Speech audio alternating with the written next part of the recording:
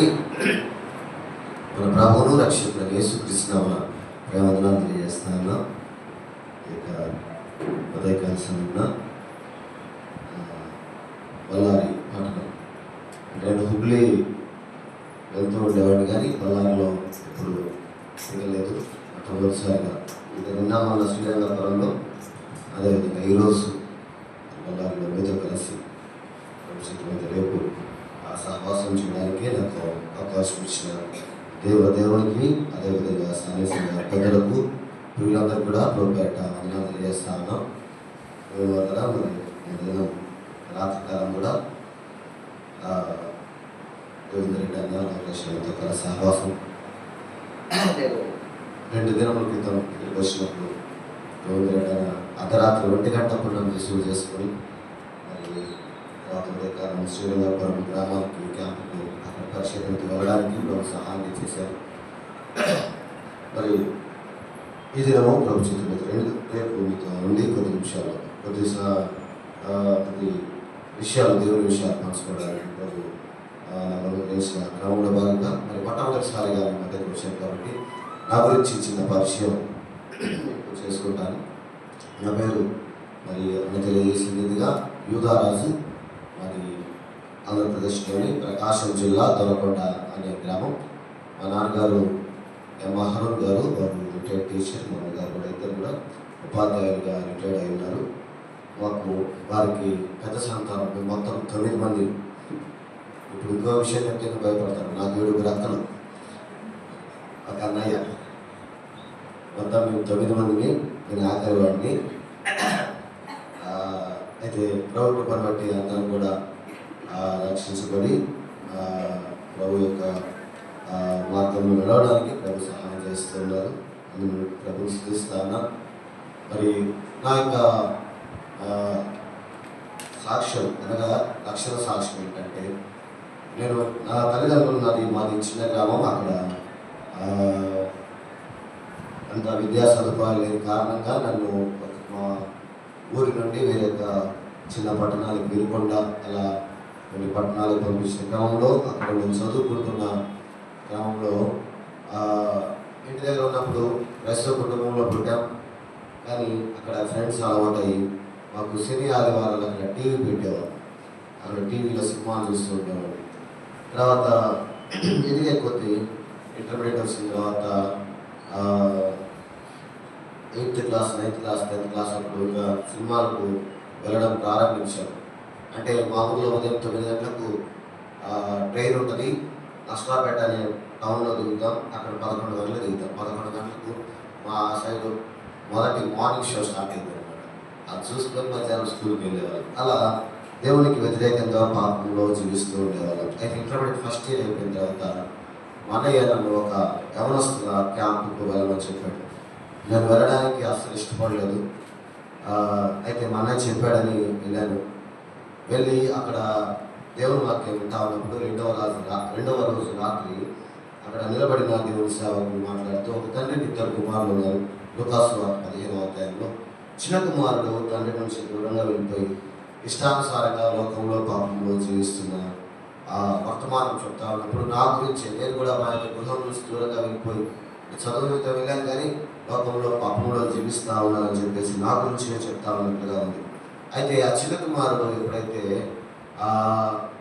తన యొక్క స్థితి దిగజారిపోయి పందులు తినే పొట్టు కూడా దొరకక దీనకరమైన పరిస్థితులు ఉన్నప్పుడు తను బుద్ధి తెచ్చుకొని నేను తప్పు చేశాను అని చెప్పేసి తండ్రి యొద్దకు వెళ్ళాలని ఆశ కలిగినప్పుడు తండ్రి దగ్గరికి వెళ్తా ఉన్నప్పుడు తండ్రి పరిగెత్తుకొని వచ్చి ఎత్తుకొని హత్తుకొని ముద్దు పెట్టుకొని ప్రశస్త వస్త్రములను ధరింపజేసి అదేవిధంగా విందు చేయించి ఆ విధంగా ఆనందిస్తాడు. నువ్వు కూడా ఈరోజు రాత్రి పాపాలు ఒప్పుకుంటే తండ్రి నిన్ను ఎత్తుకోవాలని ఉన్నాడు అన్నప్పుడు నిజంగా రాత్రి నా యొక్క పాపాలన్నీ కూడా ప్రభు యొక్క పాదం చేత ఒప్పుకోవడం జరిగింది. ప్రభు నన్ను క్షమించు అని చెప్పేసి నేను ప్రార్థన చేయడం జరిగింది. నిజంగా ఆ రాత్రి నా హృదయంలో గొప్ప విడుదలను, గొప్ప ఆనందాన్ని నేను అనుభవించానండి. రక్షణ ఆనందాన్ని నేను అనుభవించాను. తర్వాత 10 దినాల తర్వాత బాప్తిస్మం తీసుకొని తర్వాత నా యొక్క స్టడీస్ డిగ్రీ తర్వాత MBA చదివాను.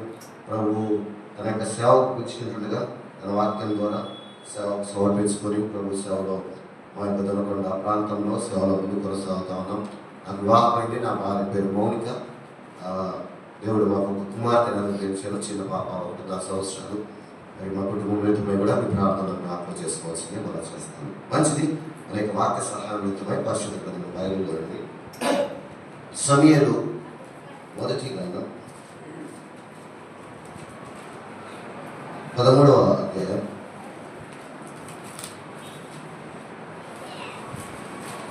సమూయేలు మొదటి గ్రంథం 13వ అధ్యాయం వచనం 14 నుంచి చదువుతాను. సమూయేలు మొదటి గ్రంథం 13వ అధ్యాయం వచనం 14. యెహోవా తన చిత్తానుసారమైన మనస్సు గల ఒకరిని కనుగొని ఉన్నాడు.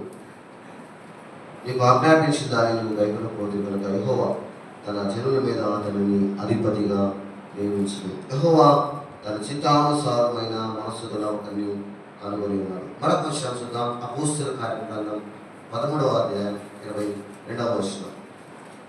అపోస్తలుల కార్య గ్రంథం 13వ అధ్యాయం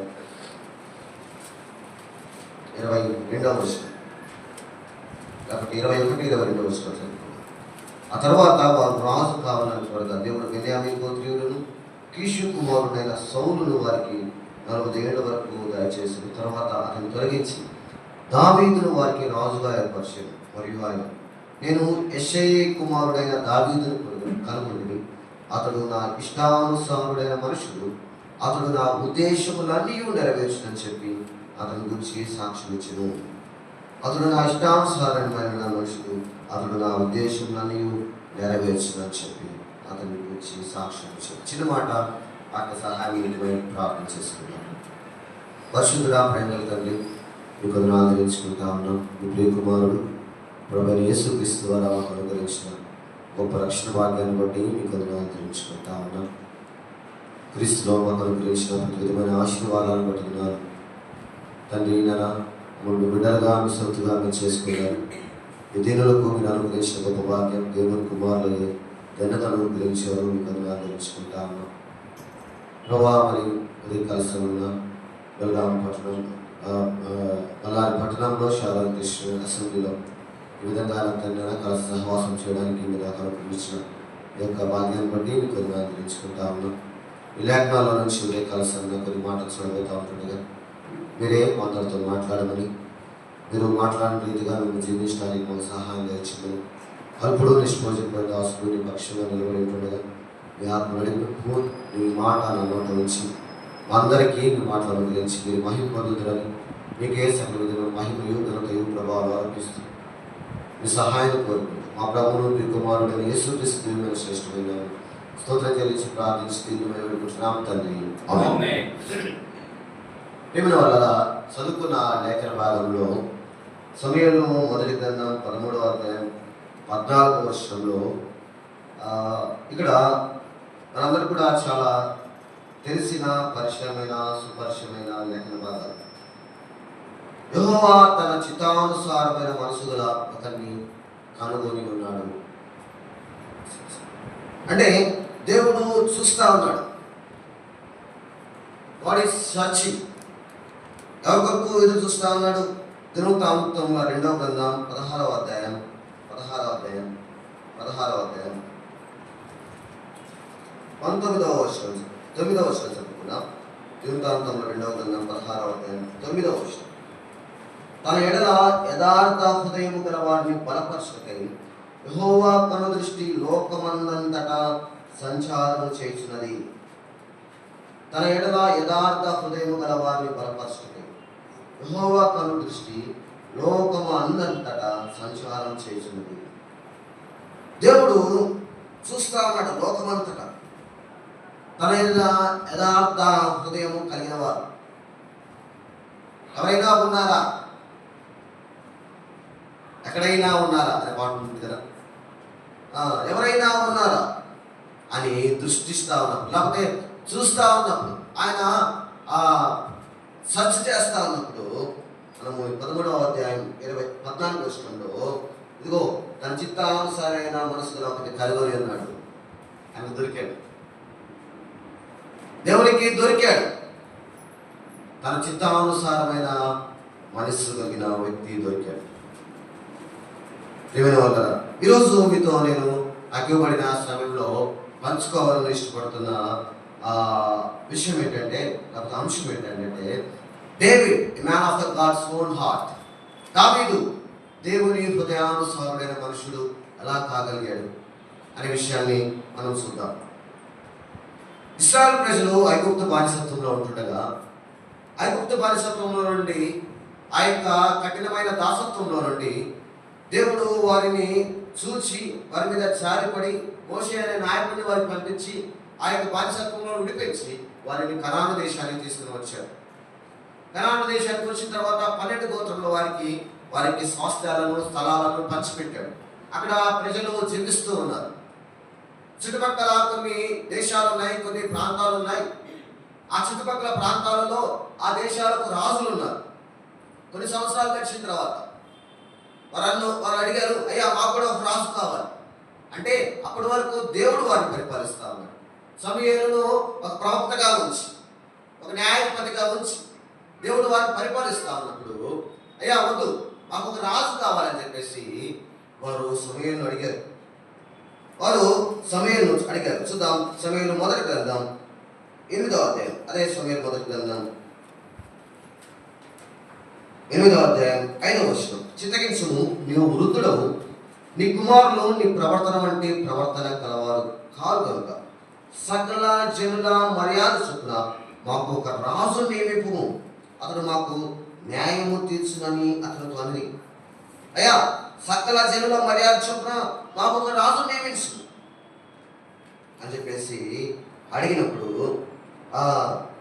సమూయేలు వెళ్ళి దేవుడితో చెప్తాడు.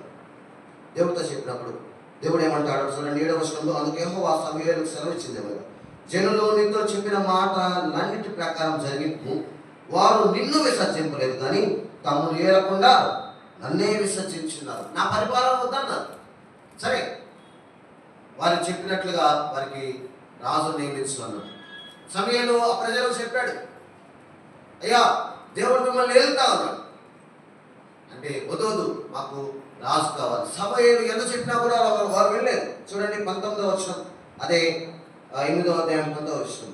అయినను జనులు సమూయేలు యొక్క మాట చెవిని పెట్టనలక, అలాగన కాదు, జనములు చెవిని మేమును చేయనట్లు మాకు రాజు కావాలను, మా రాజు మాకు న్యాయం తీర్చును, మా ముందర కూర్చు, అతడే మాకు యుద్ధములు జరిగించినట్టు మాకు రాజు కావాలి, అతడే మాకు యుద్ధములు న్యాయం తీరుస్తూ ఉంటాడు, అతడే మాకు యుద్ధములు జరిగిస్తూ ఉంటాడు అని ప్రజలు మాకు రాజు కావాలని వారు కోరుకుంటే దేవుడు వారు కోరుకున్నట్లుగా రాజు కూడా వారే ఎన్నుకున్నారు. చూడండి 18వ వచనం, ఆ దినమున మీరు కోరుకొనిన రాజును బట్టి, మీరు కోరుకొనిన రాజును బట్టి, వారు రాజు కూడా బహుశా వాళ్ళే సెలెక్ట్ చేసుకున్నారు. యెహోవా నియమించాడు, వాళ్ళే ఒకవేళ ముందుగానే సెలెక్ట్ చేసుకున్నారేమో తెలియదు. యెహోవా నియమించాడు. చూడండి 9వ అధ్యాయము 17వ వచనం, సౌలు సమూయేలును కనబడగానే యెహోవా, ఇతడే నేను నీతో చెప్పిన మనిషి అని చెప్పేసి చెప్పాడు. ఇతడే సౌలు కనబడగానే ఇతడే నేను నీతో చెప్పిన మనిషి అని చెప్పేసి వారికి రాజుగా సౌలును నియమించాడు. అయితే చూడండి, సౌలు ఇప్పుడు రాజుగా నియమించబడ్డాడు. సౌలు పరిపాలన చేస్తా ఉన్నాడు, పరిపాలన ప్రారంభించబోతా ఉన్నాడు. గిల్గాలు అనే ప్రాంతంలో అతన్ని రాజుగా అభిషేకించారు. తర్వాత సమూయేలు వచ్చి సౌలుతో ఒక మాట చెప్పాడు. ఏమనంటే 10వ అధ్యాయము 8వ వచనం చూడండి. 10వ అధ్యాయం 8వ వచనం. సమూయేలు వచ్చి సౌలుతో ఒక మాట చెప్పాడు. ఏమనంటే, నాకంటే ముందు నువ్వు గిల్గాలుకు వెళ్ళగా దహన బలులను సమాధాన బలులను అర్పించటకై నేను నీ యొద్దకు దిగి వద్దును. నేను నీ యొద్దకు వచ్చి నీవు చేయవలసిన దానిని నీకు తెలియజేయ వరకు 7 దినముల పాటు నువ్వు అచ్చట నిలువలను. ఇక్కడ సమూయేలు సౌలుకు ఒక మాట చెప్పాడు. ఏంటంటే, నువ్వు గిల్గాల్కి వెళ్ళి అక్కడ ఉండు, అక్కడ దహన బలులు సమాధాన బలులు అర్పించడానికి నేను నీ యొద్దకు వస్తాను. అయితే నేను నీ యొద్దకు వచ్చేంత వరకు కూడా నువ్వు అక్కడే ఉండు 7 రోజులు. నువ్వు అక్కడే ఉండు. నేను వచ్చిన తర్వాత ఏం చేయాలో చెప్తాను, నువ్వు అక్కడ జస్ట్ అక్కడ ఉండు అని చెప్పేసి చెప్పాడు. గిల్గాలు అనే ప్రాంతం ఇశ్రాయేలులో వాళ్ళు గ్యాదర్ అయ్యే ప్లేస్. చూడండి 13వ అధ్యాయము 4వ వచనం. 13వ అధ్యాయము 4వ వచనం. సౌలు ఫిలిస్తీన్ల దండును హతం చేసినందున ఇశ్రాయేలులో ఫిలిస్తీన్లకు హేయులేరని ఇశ్రాయేలులకు వినబడగా జనులు గిల్గాలులో సౌలును దగ్గర కూడి వచ్చిరి. That is the place of their gathering. వాళ్ళు కలుసుకోవడానికి ఒక మీటింగ్ ప్లేస్ గిల్గాల్. సమయంలో అక్కడికి వెళ్ళిపోయాడు.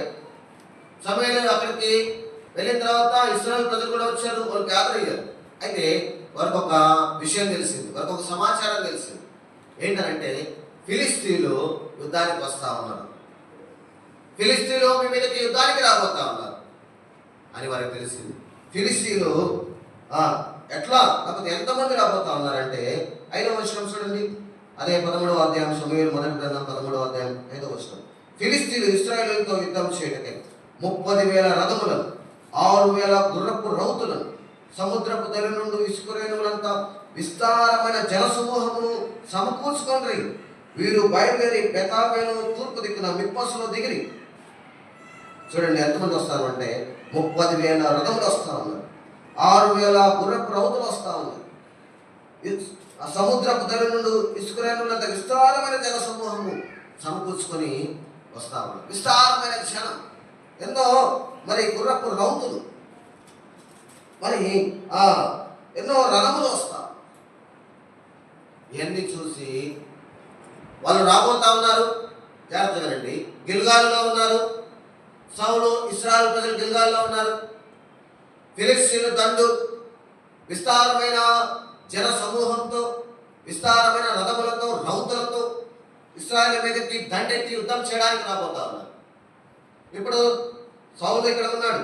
వాళ్ళందరినీ చూసి ఆ జన సమూహము, ఆ రౌతులను, ఆ యొక్క గుర్రములను చూసి వీరు భయపడిపోతా ఉన్నారు, దిగులు పడిపోతా ఉన్నారు.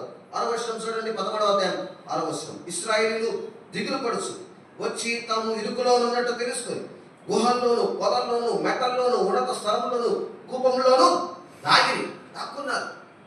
భయపడిపోయి దాక్కున్నారు. అయితే ఇటువంటి సమయంలో మరి గిల్గాల్లో ఉన్నాడు. ఒక రోజు అయిపోతుంది, 2వ రోజు అయిపోతుంది, 3వ రోజు, 4, 5, ఎన్ని రోజులు ఆగమని చెప్పాడు సమూయేలు? 7 రోజులు. 7 రోజులు అయిపోతా ఉంది. 8వ వచనం చూడండి. సమూయేలు చెప్పినట్టు అతడు 7 దినములు ఆగి సమూయేలు గిల్గాలుకు రాకపోటయు జనులు తమ ఎద్ద నుండి చెదరిపోతా ఉన్నారు. సమూయేలు ఇంకా రాలేదు. జనులేమో భయపడి చెదరిపోతా ఉన్నారు, దాక్కుంటా ఉన్నారు, వెళ్ళిపోతా ఉన్నారు, యుద్ధం చేయడానికి రావట్లేదు. ఇతడేమో రాజుగా ఉన్నాడు. రాజుగా ఎన్నుకోవలసిన ఈ వ్యక్తి తన ప్రజలను కాపాడవలసిన బాధ్యత తన మీద ఉంది.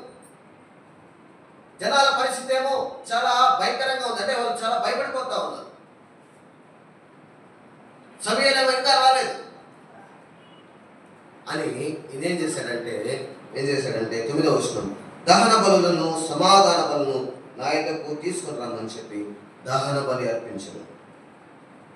అతడు దహన బలి అర్పించి చాలించిన వెంటనే సమూయేలు వచ్చును. వినండి, ఇంకా సమూయేలు రాలేదని చెప్పేసి సౌలు వెళ్ళి దహన బలి అర్పించాడు. దహన బలి అర్పించవలసిన పని ఎవరిదంటే యాజకులది. ఇతరెవరు? రాజు. ఈయన పని కాదు, ఈయనకు అప్పగించిన పని కాదు, ఈయనకు అప్పగించిన బాధ్యత కాదు. అప్పగించని బాధ్యతలు, లేకపోతే అప్పగించని పనిని చేస్తా ఉన్నాడు. తనకు ఇవ్వని బాధ్యతలు, లేకపోతే తనకి ఇవ్వని పనిని చేస్తా ఉన్నాడు. యాజకులు చేయవలసిన పనిని ఈయన చేస్తా ఉన్నాడు. యాజకులు చేయవలసిన పని ఏం చేస్తా ఉన్నాడు. 11వ వచనం. సౌలు అతను కలుసుకుని అతని ముందుకు అతనికి వందనం చేయటకై బయలుదేరగా సమూయేలు అతనితో నువ్వు చేసిన పని ఏమని అడిగాను.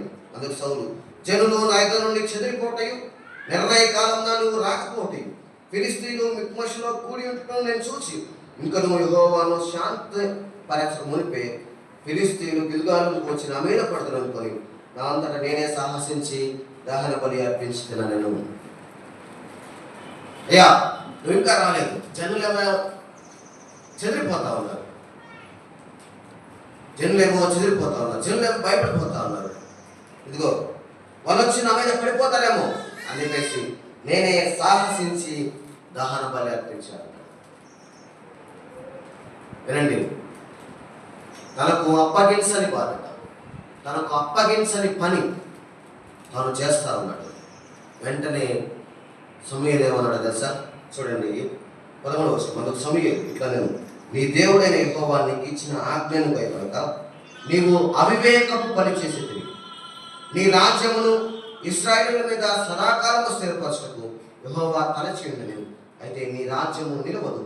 యెహోవా తన చిత్తానుసారమైన మనసు గల ఒకరిని కలిగి ఉన్నాడు. నువ్వుగా లేదు, నీ యొక్క అపాయింట్మెంట్ని తీసేస్తా ఉన్నాం.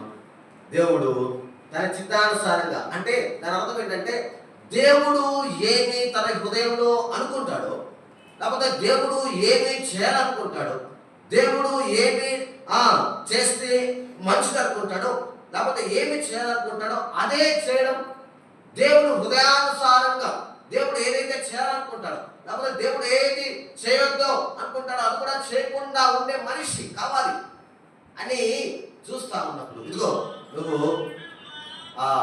తొలగించబడ్డావు. తన చిత్తానుసారమైన ఒక మనిషిని దేవుని కలిగి ఉన్నాడు. దావీదు దేవుడు ఏది చేయాలనుకుంటా చేస్తాడు. దేవుడు మనసు ఏ విధంగా ఉంటుందో అలాగో ఉంటుందని చెప్పేసి మనం చూస్తా ఉన్నాం. ప్రేమ వల్ల ఇక్కడ సౌలులో మనము గ్రహించాల్సిన విషయం ఏంటంటే తనకు అప్పగించని పని చేస్తాడు. దీనిని దేవుడు చాలా సీరియస్గా తీసుకుంటారు. దేవుడు మనకు ఏదైతే చెప్తాడో చెప్పినట్లుగా మాత్రమే చేయాలి. ఇంకొక వ్యక్తిని కూడా మీకు చూపిస్తాను. తనకు అప్పగించని బాధ్యత తను తీసుకొని దేవుడు కోపానికి ఏ విధంగా గురయ్యాడంటే దినవృత్తాంతంలో 2వ గ్రంథం 26వ అధ్యాయం. దినవృత్తాంతంలో 2వ గ్రంథం 26వ అధ్యాయం. అక్కడ ఒక రాజును మనం చూస్తాం. 16వ వచనం. ఆ రాజు పేరు ఏం పేరంటే ఉజ్జియా. అతను ఏం చేస్తాడంటే 16వ వచనం నుంచి అతడు స్థిరపడిన తర్వాత, అంటే రాజు ఉజ్జియా స్థిరపడిన తర్వాత అతను మనస్సును గర్వించి చెడిపోయాడు. అతడు ధూపపీఠం మీద ధూపం వేయటకే యెహోవా మందిరంలో ప్రవేశించి తన దేవుడైన యెహోవా మీద ద్రోహం చేయగా యాజకుడైన అజర్యాను అతనితో కూడా ధైర్యవంతులైన యెహోవా యాజకుడు 8 మంది అతని వెంబడి లోపలికి పోయారు. వారు రాజైన ఉజ్జియాను ఎదిరించి, ఉజ్జియా యెహోవాకు ధూపం వేటకై ప్రతిష్ఠింపబడిన అహరోను సంతతి వారైన యాజకుల పనియే కానీ నీ పని కాదు. పరిశుద్ధ స్థలంలో నుండి బయటికి పోను. నీవు ద్రోహం చేసి ఉన్నావు. దేవుడైన యెహోవా సన్నిధిని నీకు ఘనత కలగదు చేయదని చెప్పగా ఉజ్జియా ధూపం వేటకు ధూపార్తిని చేత పట్టుకుని రౌద్రుడు యాజకుల మీద కోపం చూపిను. యెహోవా మందిరంలో ధూపపీఠము ప్రక్క అతడు ఉండగా యాజకులు చూస్తున్నాయి అన్నప్పుడు అతని నొసట కుష్ఠరోగం పుట్టెను. 21వ వచనంలో రాజైన ఉజ్జియా తన మరణ దినం వరకు కుష్ఠి రోగి అయి ఉన్నాడు. యాజకులు చేయవలసిన పని ఈయన చేస్తా ఉన్నాడు. యెహోవా మందిరంలో ఆయన ధూపం వేస్తా ఉన్నాడు. అది నీ పని కాదు అని హెచ్చరించినా కూడా వల్ల వెళ్ళలేదు. వెళ్ళి అక్కడ ధూపం వేయడానికి నిలబడ్డాడు. కుష్ఠరోగం వేసుకున్నాడు. అప్పగించని పని చేస్తా ఉన్నాడు. ప్రేమ వల్ల దేవుడు మనకు ప్రతి వారికి పని అప్పగించాడు. అప్పగించిన పని చేయాలి, పని చేయకూడదు. అంటే దేవుడు ఏదైతే చెప్తాడో ఆ చెప్పిన ప్రకారమే చేయాలి. దేవుని వాక్య కొలమానంలోనే చేయాలి. దేవుని వాక్య ప్రకారమే చేయాలి. ఇవి మనం గమనించినప్పుడు సౌలును ఒకసారి చూస్తే ఆ పరిస్థితి కఠినంగా ఉంది. పరిస్థితులు ప్రతికూలంగా ఉన్నాయి. పరిస్థితులు ఇబ్బందికరంగా ఉన్నాయి. ప్రజలు చెదిరిపోతా ఉన్నారు. ప్రజలు భయపడిపోతా ఉన్నారు. ప్రజలు గుహల్లో దాక్కుంటా ఉన్నారు. ఫిలిస్తీన్ దాన్ని వచ్చేస్తా ఉంది. ఇతనికి ఆపద ఉంది, లేకపోతే ఇతనికి ప్రమాదం ఉంది, ఇంకా లేట్ అయిపోతుందని చేసేసాడు. రండి జాగ్రత్తగా విందాం. ఎంత కష్టం వచ్చినా, ఎంత నష్టం వచ్చినా, లేకపోతే ఎంత ఇబ్బంది అయినా సరే ఖచ్చితంగా దేవుడు చెప్పిన ప్రకారం మాత్రమే చేయాలి. ఇంకొక ఉదాహరణ చూపిస్తానండి. ఇదే సమయంలో మొదటి గ్రంథం 6వ అధ్యాయం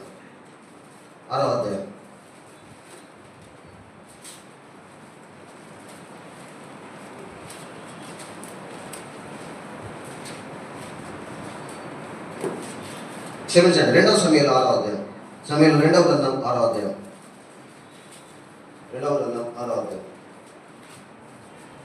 3వ వచనం నుంచి నేను చదువుతాను. వారు దేవుని మందసమును క్రొత్త బండి మీద ఎక్కించి గిబియాలో ఉన్న అబీనాదాబు యొక్క ఇంటిలో నుండి తీసుకొని రాగా, అబీనాదాబు కుమారులకు ఉజ్జాయును అహోయాను ఆ క్రొత్త బండిని తోడు దేవుని మందసం గల ఆ బండిని గిబియాలోని అబీనాదాబు ఇంటి నుండి తీసుకొని రాగా, అహ్యో దాని ముందర నడిచాడు. దావీదును ఇశ్రాయేలు సరళ వృక్షపు కర్రతో చేయబడిన నానా విధములైన సితారాలను, స్వరమండలములను, తంబురులను, మృదంగములను, పెద్ద తాళములను వాయించు యెహోవా సన్నిధిని నాట్యం ఆడుచుంది. వారు నాకోను కళ్ళము దగ్గరికి వచ్చినప్పుడు ఎడ్లకు కాలు జారినందున ఉజ్జా చేయి చాపి దేవుని మందసము పట్టుకొనగా యెహోవా కోపము ఉజ్జా మీద రగులుకొనెను. అతడు చేసిన తప్పును బట్టి దేవుడు ఆ క్షణమందే అతను మొత్తగా అతడు అక్కడనే దేవుని మందసం వద్ద పడి చనిపోయాడు. ఇక్కడ నేను చదివింది మీకు చెప్తాను కదండి. ఏమైందంటే దేవుని మందసాన్ని తీసుకుని వెళ్తా ఉన్నారు, ఒక బండి మీద ఎక్కించుకొని తీసుకుని వెళ్తా ఉన్నారు. వారు ఆ బండి మీద దేవుని మందసాన్ని తీసుకొని వెళ్తా ఉన్నప్పుడు నాకోను కళ్ళం దగ్గరికి వచ్చారు. ఎట్ల బండి మీద తీసుకుని వెళ్తా ఉన్నప్పుడు నాకోను అనే వ్యక్తి యొక్క కళ్ళం దగ్గరికి వచ్చేటప్పుడు ఎట్లకు కాళ్ళు జారినప్పుడు ఆ ఎడ్ల బండి మీద దేవుని మందసం ఉంది. అందరూ చూద్దాం. ఆ ఎడ్ల బండి మీద దేవుని మందసం ఉంది. దేవుని మందసము ఆ ఎడ్లకు కాళ్ళు జారితే మందసము కింద పడిపోతుందని చెప్పేసి మరి ఆ ఉజ్జా అనే వ్యక్తి ఆ మందసాన్ని చేతితో పట్టుకున్నాడు. కింద పడిపోతా ఉంది, దాన్ని చేతితో పట్టుకున్నాడు. పట్టుకోగానే దేవుడు కోపం అతని దగ్గరికి వచ్చింది. వెంటనే అక్కడ ఆయన చనిపోయాడు. మేము ప్రశ్న అడుగుతా ఉన్నాను, ఆయన ఎందుకు చేశాడు? పడిపోతున్న దాన్ని పట్టుకున్నాడు కదా, అందులో తప్పేం లేదనిపిస్తుంది. మంచి పనే చేశాడు కదా, అది దేవుని మందసం కింద పడకూడదు అని చెప్పేసి పట్టుకోబోతా ఉంటాడు. అలా పట్టుకోబోతా ఉంటుంది కదా, అది పట్టుకోనగా వెంటనే దేవుడు కోపం వచ్చింది, అతడు చనిపోయాడు. చేసిన పని మంచిగానే కనబడుతుంది, తప్పేం లేదనిపిస్తాం. మరి ఎందుకు చనిపోయాడు చూద్దాం. సంఖ్యాకాండం 4వ అధ్యాయం, సంఖ్యాకాండం 4వ అధ్యాయం 15వ వచనం చూడండి. సంఖ్యాకాండం 4వ అధ్యాయం 15వ వచనం. దండు ప్రయాణమైనప్పుడు అహరోను అతని కుమారులను పరిశుద్ధ స్థలం యొక్క ఉపకరణములన్నింటినీ కప్పడం ముగించిన తర్వాత కహాతీయులు దాని మోయబడును. అయితే వారు సావకయుండునట్లు పరిశుద్ధమైన దానిని ముట్టకూడదు. ఇది ప్రత్యక్షపు గుడారముల కహాతీయుల భారము. అయితే వారు సావకయుండునట్లు పరిశుద్ధమైన దానిని ముట్టకూడదు. అంటే ఆర్ట్ ఆఫ్ ద కవరెంట్, ఆ యొక్క మందసమును ముట్టకూడదండి. దేవుడు ఆజ్ఞాపించాడు, దాన్ని పట్టుకోకూడదు, దాన్ని అసలు టచ్ చేయకూడదు. వారు సావకుండానట్లు దాన్ని పట్టుకోకూడదు ముందుగానే తెలియజేశాడు, దాన్ని ముట్టుకోకూడదని తెలియజేశాడు. ఉజ్జా ఏం చేశాడంటే దాన్ని పడిపోతుందేమో అని చెప్పేసి ముట్టుకున్నాడు. అంటే వినండి, దేవుడు చెప్పింది ఖచ్చితంగా మనము ఆయన చెప్పినట్లుగా చేయాలి. దావీదు దేవుని హృదయానుసారుడైన మనుషుడంటే దేవుడు చెప్పినట్లుగా చేస్తాడు. దేవుడు ఏ ఆలోచన కలిగి ఉంటాడో అదే ఆలోచన కలిగి ఉంటాడు. దేవుని హృదయానుసారంగా ప్రవర్తిస్తాడు. వల్ల దేవుడు చెప్పినట్లుగా చేయాలి. మీకు ఇంకా అక్కడ మరొక రెండు విషయాలు మీకు చెప్పినట్లయితే, ఆ మనసాన్ని అసలుకు ఎద్దుల బండి మీద మోయించకూడదు. వారు మోషేకు ఆ నిర్గమకాండం చెప్తాడు ఏంటంటే మోయాలి, అది మోయవాలి, కహాతీయులు మోయాలి. కానీ నా ఈ ఉజ్జానైనా లేవీలు అసలు ఆయన పనిగా. అది కాక ఈయన వీళ్ళింట్లో చాలా రోజుల నుంచి అభినాదాబు యొక్క ఇంటిలో నుండి దాన్ని తీసుకొని, అభినాదాబు యొక్క కుమారుడు, ఈ కుమారుడు ఆయన వాళ్ళ ఇంట్లో చాలా రోజుల నుంచి అది ఉండేసరికి అతనికి అలవాటు అయిపోయిందేమో, నిర్లక్ష్యంగా తీసుకున్నాడేమో. అమ్మా అయ్యా సహోదరు వినండి, దేవుడి మాటలు నిర్లక్ష్యంగా తీసుకోకూడదు, చాలా ప్రమాదం. దేవుడు దాన్ని చాలా సీరియస్గా తీసుకుంటాడు. దేవుడు దానిని చాలా సీరియస్గా తీసుకుంటున్నాడు. మనము దేవుని చిత్తానుసారంగా ప్రవర్తించవలసిన వారు. దేవుని చిత్తానుసారం అని మీతో చెప్తా ఉన్నానంటే దేవుడి హృదయం ఎలా ఉందో, దేవుని మాట ఏం చెప్తుందో, దేవుని వాక్యం ఏం చెప్తుందో దాని ప్రకారమే జీవించాలి. అప్పుడు మనము దేవుని చిత్తానుసారంగా ప్రవర్తించిన వారు అవుతాం, దేవుని చిత్తానుసారంగా జీవించిన వారు అవుతాం. దేవుడు చూస్తా ఉన్నాడు, దేవుడు చిత్తానుసారంగా, దేవుడి హృదయానుసారంగా జీవించే వారి కోసం. ప్రశ్న, నీకు నేను నాకు నేను వేసుకుందాం. నువ్వు నేను దేవుని హృదయానుసారమైన మనుషులమైనా వ్యక్తులమైనా? దేవుని వల్ల దేవుడు చిత్తానుసారంగా వ్యక్తుల కోసం నేను చూస్తా ఉన్నాడు. మరొక సందర్భాన్ని మీతో చూపిస్తాను. సౌలులో నుంచి చెప్పిన పాఠాలు మనం చూసినప్పుడు సమయంలో మొదటి గ్రంథం 15వ అధ్యాయం. సౌలుకు దేవుడు ఒక పని చెప్పాడు. ఏంటంటే 3వ వచనం చూడండి. అమాలేకుల మీదకి యుద్ధానికి వెళ్ళమని చెప్తాడు. కాబట్టి నువ్వు పోయి కనికరింపక అమాలేకీయులను హతం చేయొచ్చు, పురుషులనేమి, స్త్రీలనేమి, బాలులనేమి, పసిపిల్లలనేమి, యుద్ధులనేమి, గొర్రెలనేమి, వంటలనేమి, గార్ధములనేమి అన్నిటినీ హతం చేసి వారికి కలిగినదంతయు బొత్తిగా పాడు చేసి అమాలేకీయులను నిర్మూలం చేయమని చెప్పాను. అన్నిటినీ హతం చేసి వారికి కలిగినదంతయు బొత్తిగా కంప్లీట్గా నువ్వు డిస్ట్రాయ్ చేసేసావు అని చెప్పేసి దేవుడు సౌలుకు చెప్పాడు. సౌలు ఏం చేశాడు చూద్దాం. 15వ అధ్యాయం 7వ వచనం. తర్వాత సౌలు అమాలేకీయులను హవీలా నుండి ఐగుప్తు దేశపు మార్గంలో షూరు వరకు తరిమి హతం చేసి, ఇప్పుడు చూడండి, అమాలేకీయుల రాజైన అగగును ప్రాణంతో పట్టుకుని జనులందరినీ కత్తి చేత నిర్మూలం చేసెను. సౌలును జనులను కూడి అగగును, గొర్రెల్లోనూ ఎడ్లలోనూ కురవిన గొర్రె పిల్లలు మొదలైన వాటిలోని మంచి వాటిని నిర్మూలం చేయక కడగా నుంచి పనికిరాని నీచ పశువులన్నింటినీ నిర్మూలము చేసిరి. దేవుడు ఏం చెప్పాడండి? ఏం చెప్పాడు దేవుడు? మీరు చెప్పాలి. ఒకవేళ చెప్పకపోతే మీరు ఫాలో అవుతున్నారా లేదో, నిద్రపోతున్నారో నాకు అర్థం కాదు. దేవుడు ఏం చెప్పాడు? మంచి వాటిని ఉంచి మిగతా నిర్మూలన చేయమన్నాడా? ఏం చెప్పాడు దేవుడు? కంప్లీట్గా డిస్ట్రాయ్ చేయమన్నాడు. మొత్తం నిర్మూలన చేయి, ఏముంచొద్దు, పరిపూర్ణంగా వాటిని డిస్ట్రాయ్ చేయాలి. అయితే ఇదేం చేశాడంటే, అదిగో అక్కడ కొన్ని మంచి వస్తువులు ఉన్నాయి, మంచి వాటిని నిర్మూలన చేయక, అంటే గొర్రెలలోను ఎడ్లలోను కురవిన గొర్రె పిల్లలు మొదలైన వాటిలో మంచి వాటిని ఉంచాడు. ఉపయోగపడతాయి కదా, కురవిన వాటి దేవునికి దహనబలిగా అర్పించవచ్చు. అమాలేకుల రాజుల్లో ఉంచాడు, నన్ను ఉపయోగపడతాడేమో అని.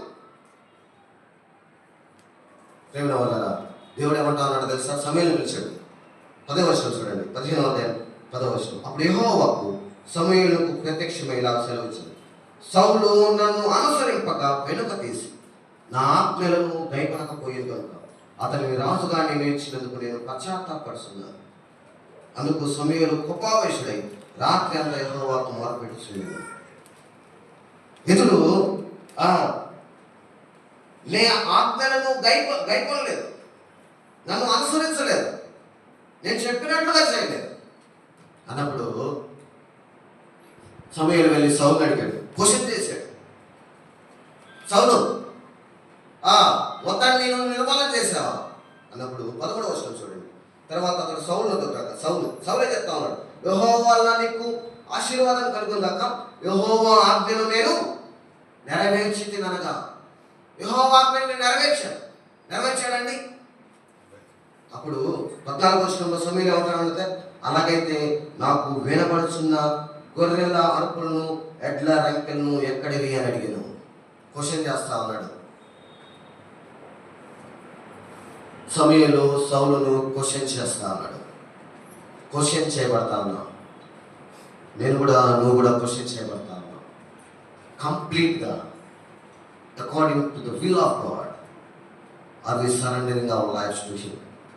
దేవుని చిత్తానుసారంగా పరిపూర్ణంగా మనము విధేయులవుతామా ఉన్నామా లేదని మనం కూడా దేవుని చేత ప్రశ్నించబడతా ఉన్నాం.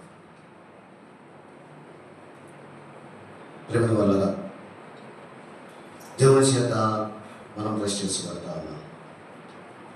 ఆయన పరిపూర్ణంగా, ఆయన ఉద్దేశం మంచి వాటిని అంటే ఇక్కడ తన హృదయానుసారంగా నడుస్తా ఉన్నాడు.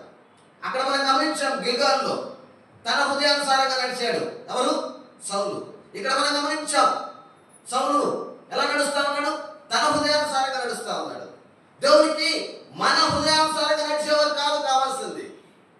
మన సొంత అభిప్రాయాలు చెప్పున, ఆలోచన చెప్పున, ఉద్దేశాలు చెప్పున, మనకున్న జ్ఞానం చెప్పున, మనకు తెలిసిన లోక జ్ఞానం చెప్పున నడిచేవారు కాదు. తన చిత్తానుసారంగా నడిచేవారు కావాలి. ప్రేమ వల్ల ఈ లోకంలో క్రైస్తవ జీవితంలో మనం కొనసాగుతూ ఉంటుండగా మన నిర్ణయాల్లో దేవుని చిత్తము పరిపూర్ణంగా ఉండాలని జ్ఞాపించబడతాం. దేవుని చిత్తానుసారంగా, దేవుని హృదయానుసారంగా మన యొక్క ప్రవర్తన, ఆలోచనలు, నడవడిక, మన నిర్ణయాలు ఉండాలి. కష్టం వచ్చినా, ఇబ్బంది వచ్చినా, ఎంత ఇబ్బంది వచ్చినా, ఎంత శ్రమ వచ్చినా ప్రభు వాక్యము క్రమము చొప్పున నిలబడేవారు కావాలి. ప్రేమ వల్ల ఇక్కడ ఒకసారి మాట్లాడుతుంది సార్. 22వ వచనంలో చూడండి. 22వ వచనం మనందరికీ అది చాలా తెలిసిన మాట. ఏంటంటే బలులు అర్పించట కంటే ఆజ్ఞ గైకొనుటయు, పొట్టేళ్ళు ప్రభు అర్పించట కంటే మాట వినుటయు శ్రేష్టం. నేను ఒక మాట అంటాను. ఆదివారం వచ్చి మనం చక్కగా ప్రభువును స్తుతులు తెలుస్తూ ఉంటాం, ప్రభుకు థ్యాంక్స్ చెప్తా ఉంటాం. గుడ్, మంచిది. దేవుడు అంటా ఉన్నాడు, మరి వారం అంతా నువ్వు నా చిత్తానుసారం నడిచావా? వారం అంతా నా చిత్తానుసారంగా నడిచావా? ఒకవేళ నువ్వు వారం అంతా నా యొక్క చిత్తానుసారంగా నడవకుండా నువ్వు బలులు అర్పిస్తే, బలులు అర్పించడం కంటే ఆజ్ఞ బలు, పొట్టేలు ప్రవచనం కంటే మాట వింట శ్రేష్టమయ్యా. నీ బలులు నీ స్తుతుల కంటే కూడా నువ్వు నా మాట విను. అంటే స్తుతులు చెల్లించొద్దు అని కాదు, కానీ దేవుని చిత్తానుసారంగా జీవిస్తూ మనం అర్పించినప్పుడు ఇంపైన ధూపవేదికగా ప్రభు ఆగ్రహించే ఆరాధన కలిగి ఉంటుందని జ్ఞాపకం చేయబడతాం. మన నిర్ణయాల్లో ప్రభు చిత్తం ఉండాలని చెప్పేసి ఇక్కడ మాట చెప్తానండి. అంటే ఏంటి ప్రభు చిత్తం? మీకు ఒకటి రెండు ఉదాహరణలు చెప్తాను. అంటే ఏ విధంగా మనము ప్రభు చిత్తానుసారంగా జీవించాలి, ప్రభు చిత్తానుసారంగా మనము ముందుకు కొనసాగాలి అని జ్ఞాపకం చేసుకున్నప్పుడు ప్రేమిన వాళ్ళ మన యొక్క నిర్ణయాల్లో లేకపోతే మన యొక్క పనులలో ప్రభు సంతోషిస్తాడా అని మనం ఆలోచించాలి. ప్రభు సంతోషిస్తాడా అని చెప్పేసి మనం ఆలోచించాలి. దేవుడు మనల్ని టెస్ట్ చేస్తూ ఉంటాడు. సమయాన్ని మనం గమనించినప్పుడు, లేకపోతే సౌలును గమనించినప్పుడు 7 రోజులు ఆగాడండి. 7 రోజులు ఆగాడు.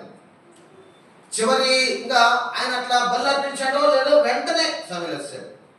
దేవుడు టెస్ట్ చేశాడు. సహనం లేకపోయిందని మనము సహనం కలిగి ఉండాలని ప్రభు చూస్తాడు. సహనం కలిగి ఉండాలని ప్రభు చూస్తాడు అని జ్ఞాపకం చేయబడతా ఉన్నాం. ప్రభు చిత్తానుసారమైన వ్యక్తుల కోసం చూస్తున్నాడని మనం జ్ఞాపకం చేయబడతా ఉన్నాం. మరొక సంఘటన మీతో చెప్తాను చూడండి. సమూయేలు ఆ, మొదటి గ్రంథం 24వ అధ్యాయం. ఇంకొక సంఘటన నాకున్న 15 నిమిషాల్లో అది చెప్పేసి నేను గుర్తు చేస్తాను. సహజంగా ఒక మాట చాలా ఇష్టం నాకైనా, మీకు ముగించామనే మాట చాలా ఇష్టం కదా, మీకు సంతోషకరం మాట. 24వ అధ్యాయం 24వ అధ్యాయం 6వ వచనం, 26వ అధ్యాయం 24వ అధ్యాయం 6వ వచనం. సరే, మొదటి నుంచి చదువుతాను. 24వ అధ్యాయం మొదటి నుంచి. సౌలు ఫిలిష్తీయులను తరుముట మాని తిరిగి రాగా దావీదు ఎన్గేది అరణ్యమందు ఉన్నాడని అతనికి వర్తమానం వచ్చింది. సౌలు ఫిలిష్తీయులను తరుముట మానేసి దావీదు ఒక అరణ్యంలో, అరణ్యం పేరు ఏం పేరంటే ఎన్గేది అరణ్యంలో అతని అక్కడ ఉన్నాడని చెప్పేసి సౌలుకు వర్తమానం వచ్చింది. అప్పుడు ఏం చేస్తాను అంటే సౌలు 2వ వచనం. అప్పుడు సౌలు ఇశ్రాయేలు అందరిలో నుండి 3,000 మందిని ఏర్పరచుకొని వచ్చి కొండ మేకలకు వాసములకు శిలాపర్వతం మీద దావీదును అతని జనులను వెతుకుటకై బయలుదేరారు. మార్గమున్న గొర్రెల దొడ్ల కోతట రాక అక్కడ గుహ ఒకటి కనబడింది. అందులో సౌలు శంఖానవర్తికి పోగా దావీదును అతని జనులను ఆ గుహలో లోపలి భాగంలో ఉంది కనుక దావీదు జనులు, అదిగో నీ దృష్టికి ఏది మంచిదో అది నీవు అతనికి చేయను, నీ శత్రువుని నీ చేతికి అప్పగింతనని యెహోవా నీతో చెప్పిన దినం వచ్చినని అతనితో అనగా దావీదు లేచి వచ్చి సౌలునకు తెలియకుండా అతని పై వస్త్రపు చెంగును కోసింది. సౌలు పై వస్త్రము తాను కోసినని దావీదు మనస్సును నొచ్చి ఇతడు యెహోవా చేత అభిషేకం నొందినవాడు కనుక యెహోవా చేత అభిషేకుడైన నా ప్రభువునకు నేను ఈ కార్యం చేయను, యెహోవాను బట్టి నేను అతని సంపదని తన జనులతో చెప్పను. ఇక్కడ ఒక మాట గమనించండి. 5వ వచనం. సౌలు పై వస్త్రము తాను కోసినని దావీదు మనస్సు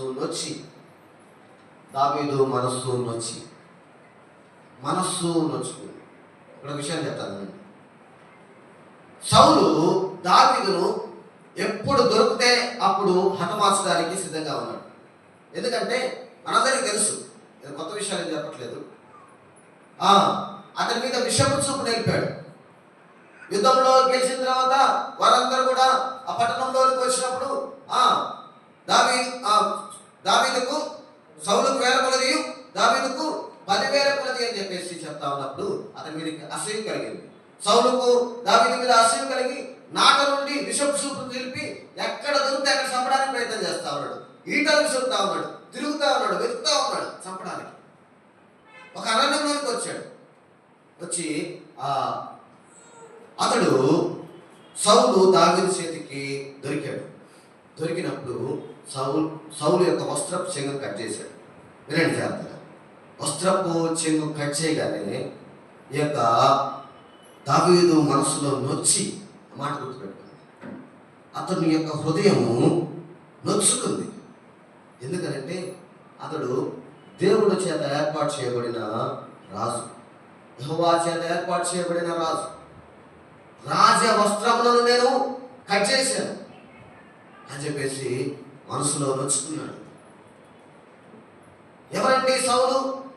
తనను హతమార్చడానికి ప్రయత్నిస్తున్న వ్యక్తి, తనను చంపడానికి చూస్తున్న వ్యక్తి. అటువంటి వ్యక్తి తన చేతికి దొరికినప్పుడు సహజంగా దానిని చంపవచ్చు. ఇంకా చెప్పాలంటే అప్పటికే దేవుని చేత అతడు రాజుగా నియమించబడ్డాడని సమయం చేత చంపబడ్డాడు. మనకి దాకా చూసాం. ఇంకా నేనే కదా నెక్స్ట్ రాజు. ఇతడు ఎట్లా మంచివాడు కాదు, ఇతడు దేవుని చేత వేషపడ్డాడు అని చెప్పేసి అనుకోలేదు. నాకు దొరికింది ఛాన్స్ అని చెప్పేసి అతన్ని హతమార్చలేదు. కేవలం వస్త్రపు చెంగు కట్ చేసినందుకే ఉదయంలో నడుచుకున్నాడండి. నేను దేవుడు ఏర్పాటు చేసిన రాజును యొక్క వస్త్రపు చెంగును కట్ చేశాను. దావీదు యొక్క హృదయం చాలా సున్నితమైనది, చాలా మెత్తనిది. దావీదు హృదయం చాలా దేవుడు ఏర్పాటు చేసిన వ్యక్తిని యొక్క వస్త్రపు చెంగును కట్ చేసిందని చెప్పేసి ప్రియమైన వాళ్ళ ఆయన అక్కడ ఏం చేశాడంటే ఒక అడ్వాంటేజ్ అనగా నాకు అవకాశం వచ్చిందని చంపలేదు. అతడు దేవుడు తన చిత్తానుసారంలో నన్ను రాజుగా చేస్తాడు, అతను ఏం చేయవలసిన పని కాదని చెప్పేసి చుట్టుపక్కల వారు ప్రేరేపిస్తున్నా కూడా అతడు ఏమాత్రం కూడా చేయలేదు. నేను దేవుని చిత్తానుసారంగా నడవాలని ఇష్టపడుతున్న వ్యక్తి తన సొంత నిర్ణయం తీసుకోలేదు. ప్రియమైన వాళ్ళరా, తన సొంత నిర్ణయం తీసుకోకుండా నిలబడ్డాడని చెప్పేసి మనం చూస్తా ఉన్నాం. ఉదయకాల సమయంలో దావీదు జీవితంలో నుంచి మనము నేర్చుకునే మరొక అంశం ఏంటంటే సున్నితమైన మనసు కలిగిన వాడు. ఏదైనా తప్పు చేస్తే వెంటనే నొచ్చుకునేవాడు. ప్రియమైన వాళ్ళరా, దావీదు ఒక ఘోరమైన పాపం చేశాడు, మన అందరికీ తెలుసు. సమయంలో 2వ గ్రంథం 11వ అధ్యాయంలో గొప్ప పాపం చేశాడు. చేసిన తర్వాత నాతాను ప్రవక్త వచ్చి ఒక ఉదాహరణ చెప్పి, ఆ వ్యక్తివి నువ్వే, తప్పు చేసిన వ్యక్తి నువ్వే, పాపం చేసిన వ్యక్తి నువ్వే అన్నప్పుడు ప్రియమైన వాళ్ళరా, అతడు వెంటనే ఏం చేశాడంటే తన యొక్క హృదయం వెంటనే నొచ్చుకొని, అయ్యా నేను పాపం చేశాను. 51వ కీర్తనలో ఇందాక మనం సౌలును చూశాం. సమయంలో వచ్చి నువ్వు ఎందుకు అలా చేశావు అనగానే తను సమర్థించుకున్నాడు. నువ్వు రాలేదు, సమయం అయిపోతా ఉంది, వాళ్ళు వచ్చేస్తా ఉన్నారు, అందరు కూడా చెదిరిపోతా ఉన్నారు, నేనే సాహసం చేశాను, నువ్వు రాలేదు అని చెప్పేసి తను తప్పు చేశాడు. చేయకుండా పని చేసి సౌలు ఏం చేస్తా ఉన్నాడు అంటే సమర్థించుకుంటా ఉన్నాడు. ఒకవేళ సౌలు అక్కడ, అయ్యా నేను తప్పు చేశాను, నాకు అప్పగించాలని పని చేశాను, నేను పాపం చేశాను అని అంటే బాగుండేది. ఇక్కడ దావీదు తప్పు చేసినప్పుడు అతనికంటే నాతాను అనే ప్రవక్త, ఇతడు రాజు, అతడు ప్రవక్త, క్యాడర్లో కొంచెం డౌనే. నువ్వేంటి నాకు చెప్పేది లేదు, అయ్యా నేను తప్పు చేశాను. ఒకసారి 51వ కీర్తన చూద్దామా? 51వ కీర్తన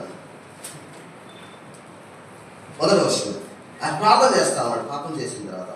దేవా, నీ కృప చొప్పున నన్ను కరుణించు, నీ వాత్సల్య బాహుల్యం చొప్పున నా అతిక్రమం తుడిచివేయము, నా దోషం పోవునట్లు నన్ను బాగుగా కడుగుమయ్యా, నా పాపం పోవునట్లు నన్ను పవిత్రపరచు, నా అతిక్రమము నాకు తెలిసే ఉన్నది, నా పాపం ఎల్లప్పుడు నా ఎదుట ఉన్నది, నీకు కేవలం నీకే విరోధంగా నేను పాపం చేస్తున్నాను, నీ దృష్టి ఎదుట నేను చెడుతనం చేస్తున్నాను, కావున ఆజ్ఞ ఇచ్చినప్పుడు నీవు నీతిమంతుడుగా నీ దృష్టి ఎదుట నేను పాపం చేస్తున్నాను. 7వ వచనం చూడండి, నేను పవిత్రుడు అన్నట్లు విశ్వముతో నా పాపము పరిహరింపు, హిమం కంటే నన్ను తెల్లగా ఉన్నట్లు నువ్వు నన్ను కడుగుము, ఉత్సాహ సంతోషములు నాకు వినిపింపు. 11వ వచనం, నీ సన్నిధిలో నన్ను త్రోసివేయకు, నీ పరిశుద్ధాత్మను నా ఇద్దరిని తీసివేయకు, నీ రక్షణానందము నాకు మరలా పుట్టించు, సమ్మతి గల మనసు కలుగు చేసి నన్ను దృఢపరచును, నీ రక్షణానందము నాకు మరలా పుట్టించు. అయ్యా, రక్షణానందాన్ని కోల్పోయాను, తప్పు చేశాను, పాపం చేశాను, నన్ను కడిగయ్యాను, హిస్సోపుతో నన్ను కడిగయ్యాను, నీ సన్నిధిలో నన్ను త్రోసివద్దా, నువ్వు కావాలా, రక్షణానందాన్ని నాకు మరలా కలిసి సమ్మతి గల మనసు నీతో మరలా సమాధానం నాకు అనుగ్రహించు. ప్రభువా, నేను తప్పు చేశాను. దావీదు మనసును మనం చూస్తాము. ఇటువంటి హృదయం కలిగిన వ్యక్తులు దేవునికి కావాలి. మానవులము బలహీనం, లోకంలో ఉన్నాం, కొన్నిసార్లు పొరపాటు తప్పులు కొన్ని చేస్తే వెంటనే వాళ్ళ పశ్చాత్తాప హృదయంతో ప్రభు దగ్గరకు వచ్చి క్షమాపణ అడిగే మనస్సు కలిగిన వ్యక్తులుగా మనం ఉండాలి. అయ్యా, నేను నీకు విరోధంగా పాపం చేశాను, నీ చిత్తానుసారంగా నేను జీవించలేదు, పరిస్థితుల ప్రభావము లేకపోతే నా యొక్క మనసు అనుసరించి జీవించాను, క్షమించండి అని తిరిగి ఆయన సరి చేసుకుంటా ఉన్నాడు. ప్రేమైన వాళ్ళ ఉదయకాల సమయంలో దావీదు జీవితంలో నుంచి మనం నేర్చుకునే పాఠాలు ప్రేమైన వాళ్ళ, దేవుని చిత్తానుసారంగా మనం జీవించాలి. మనం ఈ లోకంలో జీవిస్తూ ఉన్నప్పుడు కొన్ని విషయాల్లో మనము చాలా సెన్సిటివ్గా ఉండాలి. ఒకసారి ఒక అన్న 2 విద్యార్థులు బండి మీద తీసుకుని వెళ్తాను. మార్కాపురం అనే పట్టణంలో 2 విద్యార్థులను ఆయన మంచి పర్పస్తో ఏదో మీటింగ్కు మరి తీసుకుని వెళ్తా ఉన్నప్పుడు ట్రాఫిక్ పోలీస్ ఆపాడు. ట్రాఫిక్ పోలీస్ ఆపి ట్రిపుల్ రైడింగ్ తప్పు కదా, మీరు ట్రిపుల్ రైడింగ్ చేస్తూ ఉన్నారు, మీకు తప్పు, ఫైన్ పడింది అన్నాడు. అంటే సరే సార్ తప్పైంది, సరే ఒక 100 ఇచ్చి వెళ్ళిపో అన్నాడు. అనగానే ఆ 100 ఇస్తే ఆ కానిస్టేబుల్ ఆ జేబులో తీసుకున్నాడు. అన్న ఏమన్నాడంటే, సార్ మేము తప్పు చేసాము, ట్రిపుల్ రైడింగ్ తప్పు, ట్రిపుల్ రైడింగ్కు ఫైన్ ఎంత పడింది అంటే అని చెప్పాడు. పలానా 500 ఎంతో అని. సార్ మేము తప్పు చేసాం, 500 తీసుకోండి. ఇదిగో లంచం ఇవ్వడం అది అవినీతి, అది తప్పు, అది నేను చేయను, నేను కోల్పోవడానికి నేను ఇష్టపడతాను. నీకు 100 ఇస్తే నాకు 4 కలుగుతాయి, కానీ నా దేవుని దృష్టిలో నేను తప్పు చేసేవాడు. హృదయం అప్పుడు తప్పు చేశాడు, దానికి చెల్లించవలసిన న్యాయంగా చెల్లించాడు. తన హృదయం దేవుని దృష్టిలో నీతిగా ఉంటుంది, దేవుని చిత్తానుసారం. ఒక అన్నయ్య ఉదాహరణకు ఆయన ఒక ఊరు నుంచి ఒక ఊరికి వెళ్ళాడు. మీకు చెప్పాలంటే బళ్ళారి నుంచి గుంటకల్ వెళ్ళడానికి ట్రైన్ ఎక్కడానికి బళ్ళారి వచ్చాడు. ఆయన కొంచెం ఏదో మీటింగ్ ముగించుకొని హడావుడిగా వచ్చాడు. ట్రైన్ కదలబోతాం, టికెట్ తీసుకోవడానికి ఇక్కడ ఫుల్ జనాలు ఉన్నారు. ఆయనకు అర్జెంట్గా వెళ్ళవలసిన పరిస్థితి వచ్చింది.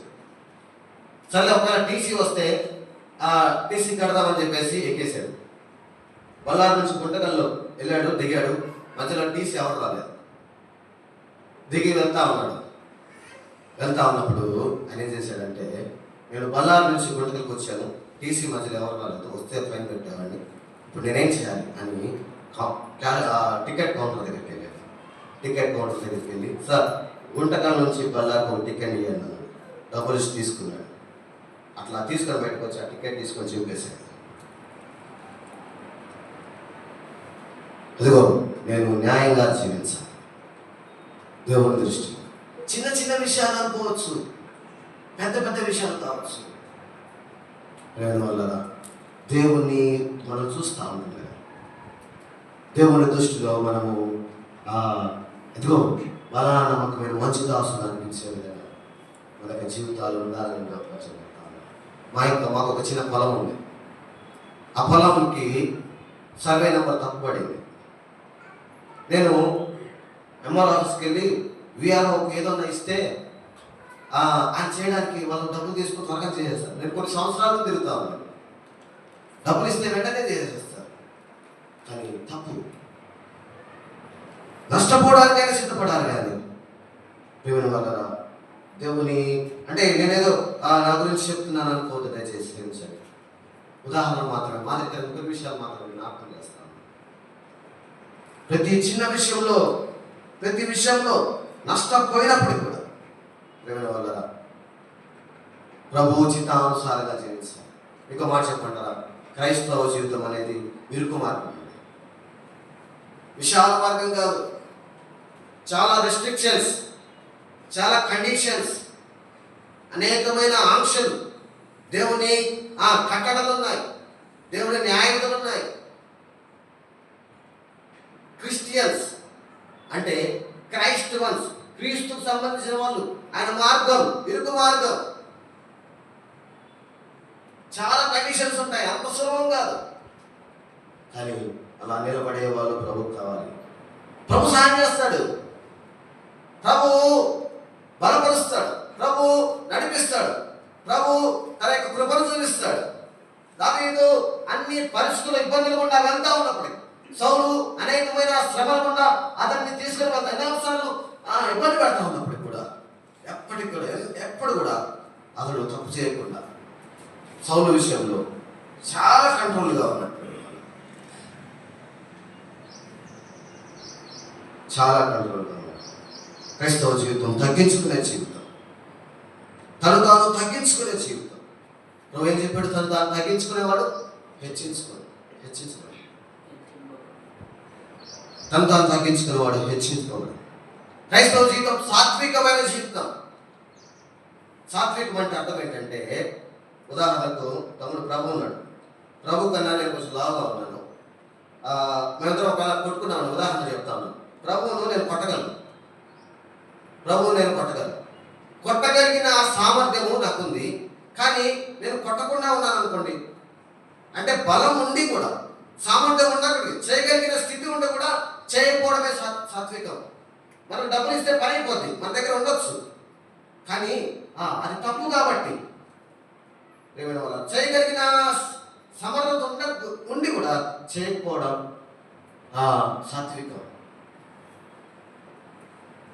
దావీదు కూడా సాత్వికుడే, అక్కడ చంపేయచ్చు, బలం ఉంది అంటే తనకు పరిస్థితి ఉంది.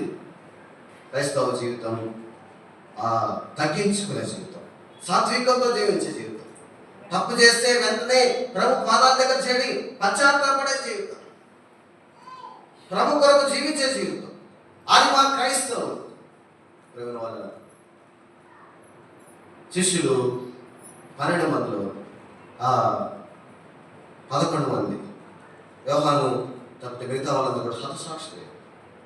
అంత సులభమైన జీవితమేం కాదు. కానీ వారు ప్రభు కొరకు నిలిచినప్పుడు వారి గురించి కొన్ని సంవత్సరాలుగా, కొన్ని వందల సంవత్సరాలుగా వారిలో నుంచి మనం పాఠాలు నేర్చుకుంటా ఉన్నాం.